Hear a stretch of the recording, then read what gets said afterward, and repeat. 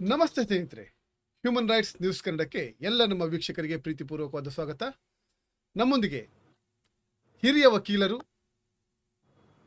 S Balan ಅವರಿದ್ದಾರೆ. ನಮ್ಮ ದೇಶದಲ್ಲಿ ಆಗ್ತಾ ಇರೋ ಈ ವೋಟ್ ರಾಜಕೀಯ, ಎಲೆಕ್ಷನ್ ಬಗ್ಗೆ, ಎಲೆಕ್ಷನ್ನ ಹಿಂದೆ ಆಗ್ತಾ ಇರುವ ನಮ್ಮ ಈ ಏನು ಅಧಿಕಾರಿ ಸಮೂಹಗಳು ಎಲೆಕ್ಷನ್ನ ಯಾವ ರೀತಿಯಲ್ಲಿ ನಡೆಸ್ತಾ ಇದೆ, ಸರಿಯಾಗಿ ನಡೆಸ್ತಾ ಇದೆಯಾ, ಎಲೆಕ್ಷನ್ ಕಮಿಷನ್ ಏನು ಮಾಡ್ತಾ ಇದೆ, ಈ ಬಗ್ಗೆ ಎಲ್ಲ ನ್ಯಾಯವಾದಿ ಹತ್ರ ಪ್ರಶ್ನೆಯನ್ನು ಕೇಳ್ತಾ ಹೋಗೋಣ. ಸರ್, ಏನು ಹೇಳ್ತೀರಾ? ನಮ್ಮ ಎಲೆಕ್ಷನ್ ಎಲ್ಲವೂ ಸರಿಯಾದ ರೀತಿಯಲ್ಲಿ ಆಗ್ತಾ ಇದೆಯಾ? ಈಗ 5 ರಾಜ್ಯದ ಚುನಾವಣೆಗಳು ನಡೀತಾ ಇದೆ. ಇವತ್ತು ತಮಿಳುನಾಡು ಮತ್ತು ಬೆಂಗಾಲ್ದು ಒಂದು ಪಾರ್ಟ್ ಚುನಾವಣೆ ನಡೀತಾ ಇದೆ. ಕೇರಳದಾಯ್ತು, ಅಸ್ಸಾಂದಾಯ್ತು, ಪುದುಚೇರಿದಾಯ್ತು ಎಲೆಕ್ಷನ್ನು. ಈ ಸಂದರ್ಭದಲ್ಲಿ ಈಗ ಬಿಜೆಪಿ ಸರ್ಕಾರ ಅಂದ್ರೆ ಮೋದಿ ಅವರ ನೇತೃತ್ವದಲ್ಲಿ 11 ವರ್ಷ, ಇದು 3rd ಟರ್ಮ್ ಅವರು ಪ್ರಧಾನಮಂತ್ರಿ ಆಗಿದ್ದಾರೆ. ಈಗ ಗ್ಯಾಸು 3 ಫಿಗರ್ ಇಂದ 4 ಫಿಗರ್ಗೆ ಹೋಗಿದೆ. ಈಗ ಹೋಟ್ಲಲ್ಲಿ ರೇಟ್ಗಳೆಲ್ಲ 1ಕ್ಕೆ ಡಬಲ್ ಆಗಿದೆ. ಒಂದು ಕ್ವಶನ್, ಮೋದಿಜಿ ಎಲ್ಲಿದೆ LPG? ಮನೆಗಳಲ್ಲಿನೂ ಜಾಸ್ತಿ ಕಾಸ್ಟ್ಲಿ ಆಗ್ಬಿಟ್ಟಿದೆ. 2 ಡಿಜಿಟ್ ರೇಟ್ ಎಲ್ಲ 3 ಡಿಜಿಟ್ ಆಗಿದೆ. ಈಗ ಡಾಲರು 50 ರೂಪಾಯಿ 52 ರೂಪಾಯಿ ಇತ್ತು. ಈಗ ಡಾಲರು $1 100 ಹೋಗ್ಬಿಟ್ಟಿದೆ. 3 ಡಿಜಿಟ್ಗೆ ಇನ್ನ 2 ದಿವಸದಲ್ಲಿ ರೀಚ್ ಆಗ. ನಾನು ಮಧ್ಯೆ ಒಂದು ಮಾತಾಡ್ತೀನಿ, ನಿಮ್ಮ ಮಾತನ್ನು ತಡಿತೀನಿ. ಮೋದಿಜಿ ಏನ್ ಮಾಡ್ಬೇಕು? ಯುದ್ಧ ಆಗ್ತಾ ಇದೆಯಲ್ಲ, ಗ್ಯಾಸ್ ಹೇಗ್ ಬರೋದು? ಅಲ್ಲಿಂದ ಬರ್ಬೇಕು. ಹೇಳ್ತೀನಿ ಹೇಳ್ಕೊಂಡು ಹೋಗ್ತೀನಿ, ಅದು ವಿಚಾರ ಹೇಳ್ತೀನಿ ನಾನು. ಆಗ ಈಗ LPG 4 figure, petrol 3 figure, dollar 3 figure, ಈ ತರ ಫಿಗರ್ಗೂ 1 ಡಿಜಿಟ್ 2 ಡಿಜಿಟ್ ಆಗುತ್ತೆ, 2 ಡಿಜಿಟ್ 3 ಆಗುತ್ತೆ, 3 ಡಿಜಿಟ್ 4 ಡಿಜಿಟ್ ಆಗಿದೆ. 2 ಕೋಟಿ ಜನರಿಗೆ ಕೆಲಸ ಅಂದ್ರು, 25 ಕೋಟಿ ಜನರಿಗೆ ಕೆಲಸ ಇಲ್ಲ. ಸಬ್ಕಾ ಸಾಥ್, ಸಬ್ಕಾ ವಿಕಾಸ್, ಸಬ್ಕಾ ಪ್ರಯಾಸು, ಸಬ್ಕಾ ವಿಶ್ವಾಸು, ಇದು ಪ್ರಶಕ್ತಿ ದೇಶ, ಇದೆಲ್ಲ ಬಂದು ಹೇಳ್ತಾ ಬರ್ತಾ ಇದ್ದಾರೆ. ಅದನ್ನ ಸ್ವಲ್ಪ ನೋಡೋಣ.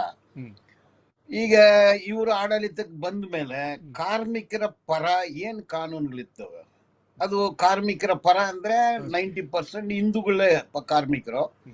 ಅವ್ರ ಕೆಲಸದ ಭದ್ರತೆ ಕಾನೂನನ್ನ ಕಿತ್ತಾಕಿದ್ರು, ಸಂಬಳದ ಭದ್ರತೆ ಕಾನೂನನ್ನ ಕಿತ್ತಾಕಿದ್ರು, ಸಾಮಾಜಿಕ ಭದ್ರತೆ ಕಾನೂನನ್ನ ಕಿತ್ತಾಕಿದ್ರು. ನಿರಂತರ ಕೆಲಸ ಅನ್ನೋದು ಇಲ್ವೇ ಇಲ್ಲ. ಸ್ಕೀಮ್ ವರ್ಕರ್ಸ್ ಅಂದು ಅವ್ರಿಗೆ ಯಾರು ಸವಲತ್ತಿಲ್ಲ.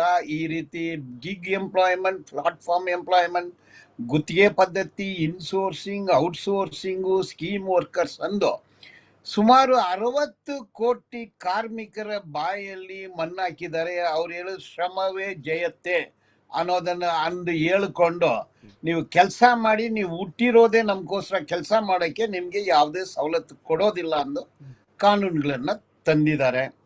ಮತ್ತೆ ಆರ್ಟಿಕಲ್ 370 ಅಂದು ಒಂದೇ ದಿವಸದಲ್ಲಿ ಒಂದು ರಾಜ್ಯವನ್ನ, ಒಂದು ಸ್ಟೇಟ್ ಅನ್ನ, ಒಂದು ಗೌರ್ಮೆಂಟ್ ಅನ್ನ ಕಿತ್ತಾಕಿ ಅದನ್ನ ಯೂನಿಯನ್ ಟೆರಿಟರಿ ಎಂದು ಮಾಡಿ, ಅಲ್ಲಿ 5 ಅಡಿಗೆ ಒಂದು ಆರ್ಮಿ ಸೋಲ್ಜರ್ನ ಹಾಕಿ ಒಂದು ಮಿಲಿಟರಿ ಸಾಮ್ರಾಜ್ಯವನ್ನು ನಡೆಸ್ತಾ ಇದ್ದಾರೆ.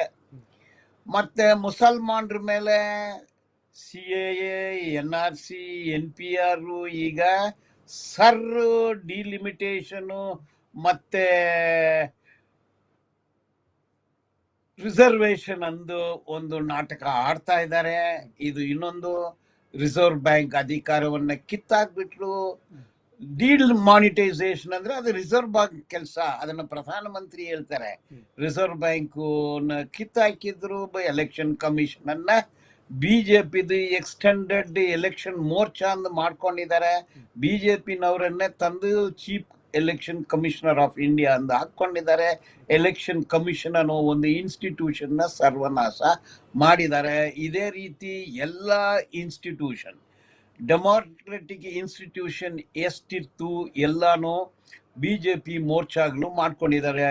ಬಿಜೆಪಿದು ED Morcha, ಬಿಜೆಪಿದು CBI Morcha, NIA Morcha, UAPM Morcha, ಎಲ್ಲ ಡಿಸಿಷನ್ಸ್ ನಾಗ್ಪುರಲ್ಲಿ ನಡೀತಾ ಇದೆ ಅನ್ನೋದು ಕೂಡ ನಿಜ. ಅಂದ್ರೆ ದೇಶದಲ್ಲಿ ಇಡೀ ಕಾರ್ಮಿಕರ ಫ್ಯಾಮಿಲಿ, ಕುಟುಂಬದವರು, ಹೆಂಡತಿ, ಮಕ್ಕಳು 120 ಕೋಟಿ ದೇಶದ ಭಾರತೀಯರಿಗೆ, ಇಂಡಿಯನ್ಗೆ, ಹಿಂದೂಗಳಿಗೆ ಸಂಬಳ ನೋಡಿದ್ರೆ 8,000, 10,000, 12,000, 13,000 ಇಷ್ಟೇ ಸಂಬಳ. ಒಂದು 13,000, 10,000 ಸಂಬಳದಲ್ಲಿ ಮನೆ ಬಾಡಿಗೆ ಕಟ್ಟಿ, ಮಕ್ಕಳನ್ನ ಓದಿಸಿ, ಒಳ್ಳೇದು ಕೆಟ್ಟದು, ಔಷಧಿ, ಮಕ್ಕಳು ವಿದ್ಯಾಭ್ಯಾಸ, ಆಸ್ಪತ್ರೆ ಸವಲತ್ತು ಏನಾಗ್ಲೂ ಮಾಡಕ್ಕಾಗುತ್ತೆ ಅಂದ್ರೆ ಮಿರಾಕಲ್, ಸಾಧ್ಯನೇ ಇಲ್ಲ. ಇನ್ಫ್ಲೇಷನ್ ರೇಟ್ ಎಷ್ಟಾಗಿದೆ, ಇಡೀ ಹ್ಯೂಮನ್ ಇಂಡೆಕ್ಸ್ ನೋಡಿದ್ರೆ ಇಡೀ ಪ್ರಪಂಚದಲ್ಲಿ ಜಾಸ್ತಿ ಬಡವರು ಬದುಕುವ ದೇಶ ನಮ್ಮ ದೇಶ. ಜಾಸ್ತಿ ಕ್ಯಾನ್ಸರ್ ಪೇಷಂಟ್ಸು, ಏಡ್ಸ್ ಪೇಷಂಟ್ಸು, ಹೃದಯ ಕಾಯಿಲೆ ಇರೋರು, heart patient, diabetic, BP, brain tumour, brain ಕಾಮ್ಲೆ, ಎಲ್ಲದರಲ್ಲಿನೂ ನಂಬರ್ 1 ಅನಿಮಿಕ್ ಮದರ್ಸು. ಮದರ್ಗೆ ಊಟ ಇಲ್ಲದೆ ಅನಿಮಿಕ್ ಆಗಿ ಸಾಯ್ತಾ ಇದ್ದಾರೆ. ಮಕ್ಕಳಿಗೆ ಪೋಷಣೆ ಇಲ್ಲ. ಅಂಗನವಾಡಿ, ಬಿಸಿ ಊಟ ಅನ್ನೋ ಹೆಸರು ಇಟ್ಕೊಂಡು ಆಶಾ ಕಾರ್ಯಕರ್ತರು, ನರ್ಸಸ್ ಅಂದು ಅವ್ರಿಗೆಲ್ಲ ಸಂಬಳ 4,700 ಕೊಡ್ತಾರೆ. ಒಂದು 5-6 ಗಂಟೆ ಕೆಲಸ ಮಾಡುವ ಒಂದು ಮಹಿಳೆಗೆ 4,600, 4,700 ಸಂಬಳ ಕೊಡ್ತಾ ಇದ್ದಾರೆ. ಕೇಂದ್ರ ಸರ್ಕಾರ ಅವ್ರಿಗೆ ಸಂಬಳ ಅಂದು ಒದಗಿಸೋದು 600 ರೂಪಾಯಿ ಮಾತ್ರ.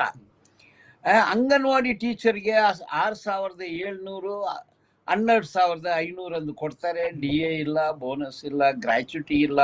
ಬಟ್ ಅವ್ರು 8 ಗಂಟೆ, 9 ಗಂಟೆ, 10 ಗಂಟೆ ಒಂದು ದಿವಸಕ್ಕೆ ಕೆಲಸ ಮಾಡ್ತಾರೆ. ಬಿಕಾಸ್ ಬೇರೆ ಕೆಲಸ ಇಲ್ಲ, ಅದರಿಂದ ಹಿಂಗೆ ಮಾಡ್ತಾ ಇದ್ದಾರೆ. ಅಂದ್ರೆ ರೈತರು ಆತ್ಮಹತ್ಯೆ ಮಾಡಿಕೊಂಡು ಸಾಯುವ ದೇಶ ಯಾವುದಂದ್ರೆ ನಮ್ಮ ದೇಶ, ಭಾರತ ದೇಶ.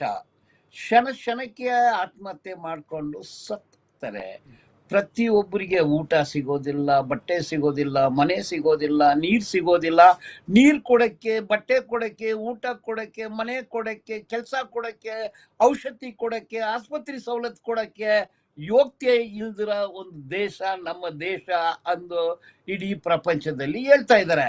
ಇದರಲ್ಲಿ ಹೋರಾಟ ಮಾಡಿದ್ರೆ ಅವ್ರನ್ನ ಸಾಯಿಸ್ತಾರೆ. ಹೋರಾಟ ಮಾಡಕ್ಕೆ ಅವ್ರಿಗೆ ಅವಕಾಶನೇ ಕೊಡೋದಿಲ್ಲ. ಬೆಂಗಳೂರಲ್ಲಿ ನೀವು ಮೆರವಣಿಗೆ ಹೋದಂಗಿಲ್ಲ. ನೀವು ನಮ್ಮ ಪ್ರೊಟೆಸ್ಟ್ ಹೋರಾಟ ಮಾಡುವುದು, ಸಂಘಟನೆ ಮಾಡುವುದು, ಈ ಎಲ್ಲ ಸಮಸ್ಯೆಗಳಿಗೆ ಕಾರಣ ಯಾರಂತ ಹೇಳ್ತೀರಾ ನೀವು?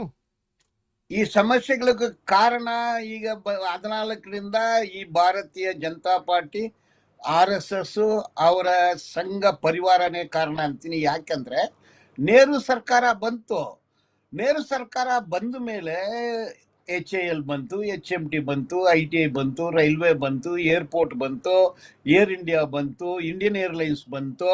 ಪ್ರತಿಯೊಂದು ಸರ್ಕಾರದ ಫ್ಯಾಕ್ಟ್ರೀಸ್ ಇತ್ತು.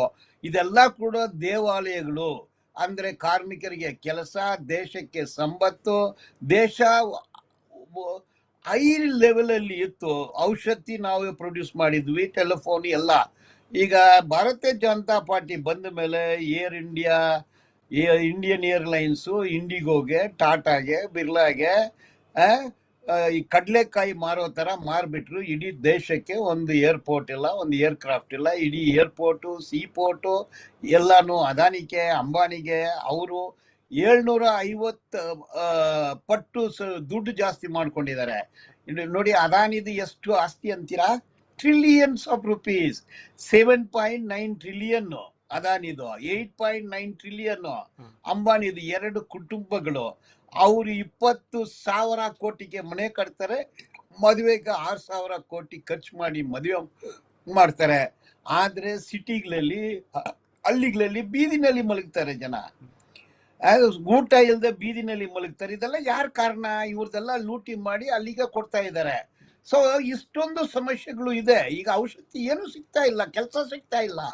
ನಮ್ದಂದು ಇರೋದು ಎಲ್ಲನೂ ಇಬ್ಬರು ಮಾರಾಟ ಮಾಡ್ತಾರೆ, ಮಾರ್ವಾಡಿಗಳು ಖರೀದಿ ಮಾಡ್ತಾರೆ. ಮಾರಾಟ ಮಾಡುವ ಮಾರ್ವಾಡಿಗಳು ಮೋದಿ ಅಂಡ್ ಶಾ.